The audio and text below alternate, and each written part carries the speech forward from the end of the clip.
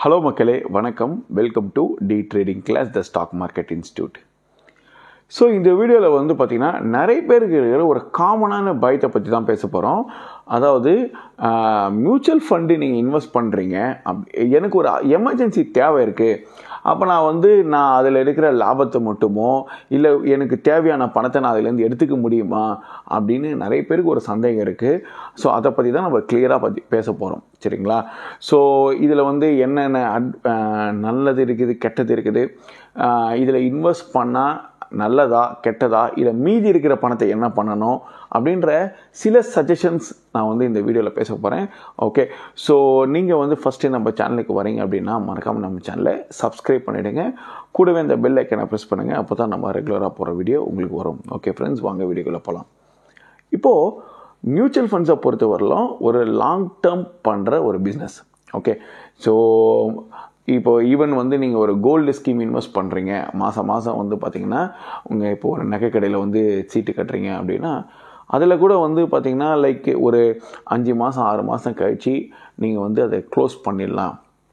வேணாம் அப்படின்னா அதுக்கு கொஞ்சம் காசு பிடிச்சது போக மீதி கொடுத்துருவாங்க. ஓகே, பட் மியூச்சுவல் ஃபண்டில் அப்படியா அப்படின்னா, மியூச்சுவல் ஃபண்டை பொறுத்தவரையிலும் முதல் விஷயம் நான் கிளியராக சொல்லிடுறேன். நீங்கள் லாங் டேர்ம் பண்ணுறீங்க எஸ்ஐபி அப்படின்னா மியூச்சுவல் ஃபண்டுக்கும் ஸ்டாக்குக்கும் என்ன வித்தியாசம்? ஃபஸ்ட்டு ஒரு ஸ்டாக் எப்படி, ஒரு ஸ்டாக்கில் நீங்கள் இன்வெஸ்ட் பண்ணுறீங்க, ஒரு ஈவன் அன்றைக்கே கூட க்ளோஸ் பண்ணிடலாம், இல்லை அடுத்த நாள் வந்து நீங்கள் க்ளோஸ் பண்ணலாம். பட் இதுக்கு வந்து பார்த்திங்கன்னா உங்களுக்கு வந்து லைக் ஒரு ப்ரோக்கரேஜ்னு ஒரு சார்ஜ் பண்ணுறாங்க. பட் மியூச்சுவல் ஃபண்டை பொறுத்தவரையிலும் முதல்ல இந்த ப்ரோக்கரேஜ் சார்ஜ் கிடையாது, அதுக்கு பதிலாக fund manager entry and exit load அப்படின்னு ஒரு வேல்யூ கால்குலேட் பண்ணுறாங்க. இப்போது இந்த என்ட்ரி அண்ட் எக்ஸிட் லோடு வந்து ஒரு பர்டிகுலர் பீரியடுக்கு போட்டு தான் இருக்கும், அதுக்கு மேலே இருக்குமா இருக்காதான்னா இது ஒரு ஃபண்டை பொறுத்து மாறும். ஓகேவா? ஒரு சில ஃபண்டுக்கு இருக்காது, ஒரு சில ஃபண்டுக்கு இருக்கும், ஒரு சில ஃபண்டுக்கு முதல் 2 வருஷம் தான் இருக்கும், அதுக்கப்புறம் இருக்காது. ஸோ ஃபண்டை பொறுத்து, ஃபண்டு மேனேஜரை பொறுத்து மாறும். அப்போது நம்ம மியூச்சுவல் ஃபண்டை நம்ம வித்ட்ரா பண்ண முடியுமானா கண்டிப்பாக வித்ட்ரா பண்ணலாம். ஃபஸ்ட்டு விஷயம் கிளியர். அப்போது கண்டிப்பாக நம்ம அந்த மியூச்சுவல் ஃபண்ட் நீங்கள் போட்ட முதலீடில், இப்போ ஒரு எக்ஸாம்பிளுக்கு வந்து நீங்கள் மாதம் 5000 ரூபாய் முதலீடு பண்ணுறீங்க, 25 வருஷம் உங்கள் பிளான் அப்படின்னா, இப்போ 2வது இல்லை 3வது வருஷம் வந்து பார்த்திங்கன்னா உங்களுக்கு நீங்கள் வந்து ஆல்மோஸ்ட் ஒரு 1.5 லட்ச ரூபா கிட்ட இன்வெஸ்ட் பண்ணியிருப்பீங்க. அது ஒரு 3 லட்ச ரூபாய் இருக்குதுன்னு வைங்களேன். ஒரு திடீர்னு ஒரு எமர்ஜென்சி தேவை இருக்குது, அதில் நான் வந்து ஒரு 50,000 ரூபா மட்டும் நான் வித்ட்ரா பண்ணுறேனமா அப்படின்னா கண்டிப்பாக வித்ட்ரா பண்ண முடியும். எப்படி வித்ட்ரா பண்ணுறது? ரொம்ப சிம்பிள். நீங்கள் அக்குமுலேட் பண்ணி வச்சுருக்க யூனிட்ஸில் கொஞ்சம் யூனிட்டை நீங்கள் செல் பண்ணிடுறீங்க. செல் பண்ணிவிட்டு மீதி அதை அப்படியே விட்டுறீங்க. அப்போது உங்களுக்கு அந்த அமௌண்ட்டை நீங்கள் கண்டிப்பாக வித்ட்ரா பண்ணிக்கலாம். பேலன்ஸ் யூனிட் அது அப்படியே இருக்கும். நீங்கள் அது உங்களுடைய ரொட்டீன் எஸ்ஐபி அது அப்படியே கண்டினியூ ஆகிட்டு இருக்கோன்னு வச்சிங்களேன். அப்போது ஸோ இதுக்கப்புறமா திருப்பி எப்பயாச்சும் பணம் சேர்ந்ததுக்கப்புறம் மறுபடியும் தேவைன்னா தாராளமாக எடுத்துக்கலாம்.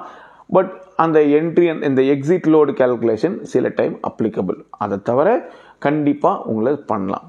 சரி, நான் இன்வெஸ்ட் பண்ணதை ஸ்டாப் பண்ணால் என்ன ஆகும்? நிறைய பேருக்கு அது ஒரு கொஷின் இருக்குது. நான் ஒரு 10 வருஷம் முதலீடு பண்ணிட்டேன்ப்பா, இப்போ நான் இன்வெஸ்ட் பண்ணதை நான் ஸ்டாப் பண்ணிட்டேன்னா என் ஃபண்டு வளருமா அப்படின்னா கண்டிப்பாக வளரும்.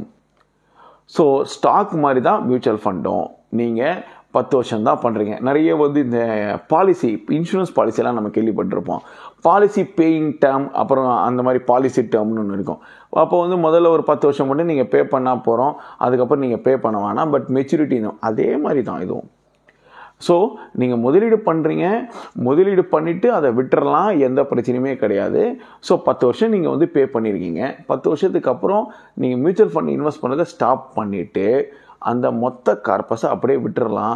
ஸோ மார்க்கெட்டுக்கு ஏற்ற மாதிரி டெய்லி அது க்ரோ ஆகிட்டே இருக்கும். அப்போது லைக் ஒரு எக்ஸாம்பிள், ஒரு குழந்தைக்கு நீங்கள் எஸ்ஐபி ஸ்டார்ட் பண்ணுறீங்க. ஒரு 10லேருந்து ஒரு 15வது வருஷம் இல்லை வந்து 18 12th முடிச்சுட்டு காலேஜ் போகும்போது ஒரு ஃபண்டு தேவைப்படுது அப்படின்னா அதுலேருந்து சர்டன் அமௌண்ட்டை நீங்கள் வித்ட்ரா பண்ணிவிட்டு நீங்கள் எஸ்ஐபி கன்டினியூ பண்ணலாம். ஸோ அங்கேருந்து அடுத்த 10 வருஷம் கழிச்சு அந்த குழந்தைக்கு கல்யாணமோ பண்ண போகிறீங்க அப்படின்னா அப்போது தேவையான ஃபண்டை எடுத்துகிட்டு நீங்கள் எஸ்ஐபி ஸ்டாப் பண்ணிவிடுங்க. மீதி இருக்கிறது அவங்களுடைய பசங்களுடைய லைக் பிற்காலத்துக்கு அது ஒரு பெரிய உதவியாக இருக்கும். அப்போது யூஸ்வலாக வந்து இந்த மியூச்சுவல் ஃபண்டு எப்போ டபுளாக ஆகுது அப்படின்னா ஒரு 25 வருஷத்துக்கு மேலே வந்து பார்த்திங்கன்னா அந்த குமுலேட்டிவ் அமௌண்ட் இருக்குது பார்த்தீங்களா, அது வளருது, ரொம்ப வேகமாக வளருது, நிறைய வளருது. அப்போது 25 வருஷத்துக்கு அப்புறம் வந்து பார்த்திங்கன்னா 26வது வருஷம், இப்போ 25வது வருஷம் 2 கோடி இருக்குன்னா 26வது வருஷம் அது 2.5 கோடியாகவும் இல்லை 240 இல்லை அடுத்தது வந்து மாறும்போது 3 கோடி 4 கோடி அந்த மாதிரி அதுக்கப்புறம் வந்து ரொம்ப பணம் ஈஸியாக பெருகுது. அப்போது நீங்கள் வந்து 25 வருஷம் பிளானில் நீங்கள் எஸ்ஐபி பண்ணிட்டீங்க அப்படின்னா, ஸோ உங்களுக்கு தேவையான அமௌண்ட் நீங்கள் விட்ரா பண்ணிட்டீங்க, மீதி இருக்கிற காசு அது அப்படியே இருக்கட்டும். ஸோ அந்த பசங்களுக்கு ஒரு 40 வருஷம் அங்கேருந்து ஒரு இன்னொரு 20 வருஷம் 25 வருஷம் கழிச்சு ஒரு பெரிய கர்பஸாக இருக்கும்.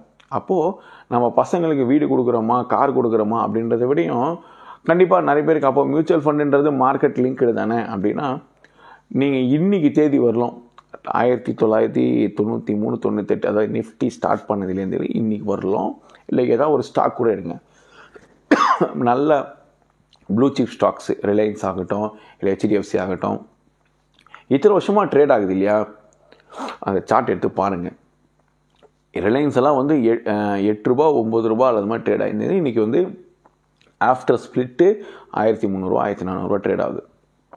அப்போது ஒரு லாங் டேர்ம் ஒரு கம்பெனி வளருது, கவர்மெண்ட் இந்தியா அதாவது நாடு வளருது அப்படின்னா கண்டிப்பாக உங்களுடைய ஃபண்டும் வளரும். கண்டிப்பாக இந்த வீடியோ உங்களுக்கு பயனுள்ளதாக இருக்கும்னு நினைக்கிறேன். நம்ம சேனலை சப்ஸ்கிரைப் பண்ணிவிடுங்க, கூடவே இந்த பெல் ஐக்கன் ப்ரெஸ் பண்ணுங்கள். அப்போ தான் நான் ரெகுலராக போகிற வீடியோ உங்களுக்கு வரும். இன்னொரு வீடியோவில் பார்க்கலாம். Thank you friends.